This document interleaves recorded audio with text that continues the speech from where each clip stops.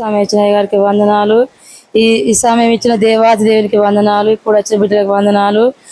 నేను ఈ నెలతోని 3వ నెల అసలు మరణించి నేను నా సమాధి మీద గడ్డి మొలిచేది. దేవుడు ఆయన సజీవ రెక్కల ఉంచుకొని నన్ను పేరుకు నడిపించిన దేవాది దేవునికి స్తోత్రములు. ఈ రోజు కూడా నా భర్త రావద్దు, నువ్వు పోవద్దు ప్రార్థనకు అన్నాడు.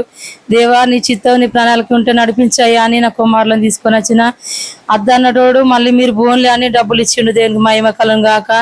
ఇంకా నా భర్త కోసం మా అత్తమ్మ కోసం మార్పు కోసం ప్రార్థన సాయం కోరుతున్నాను. అప్పుడప్పుడు నా భర్త దేవుని సన్నిధికి ఇద్దరం పోయి ఉదయకాల ప్రార్థన చేసుకునేది. అలాంటిది ఆయనకు అల్ప విశ్వాసం వచ్చి ప్రార్థన చేయలేకపోతున్నాడు. దేవుడు నాకు ఏం చేసినట్టు కానీ ఆయన చేసిన మేలను జీవితకాలం ఆయనను స్తుతించిన మహిమపరిచిన కానీ ఆయన రుణం తీర్చలేము కనుక దేవునికి స్తోత్రాలు చెల్లిస్తూ నా పేరు రజని, మల్లడిపల్లె గ్రామం. మా భర్త పేరు రమేష్, మా పెద్ద అబ్బాయి పేరు జీవన్ పాల్, లేవి పాల్. దేవుని మహిమ కలను గాక. ఈ దైవ సేవకులు పరిచయం ఉంది. దేవుడు ఇచ్చినందుకు దేవుని కోట్లాది వందనాలు చెల్లిస్తూ, అమ్మగారికి అయ్యగారు వందనాలు చెల్లిస్తూ చిన్న సాక్షి దేవుడు దీవించును గాక.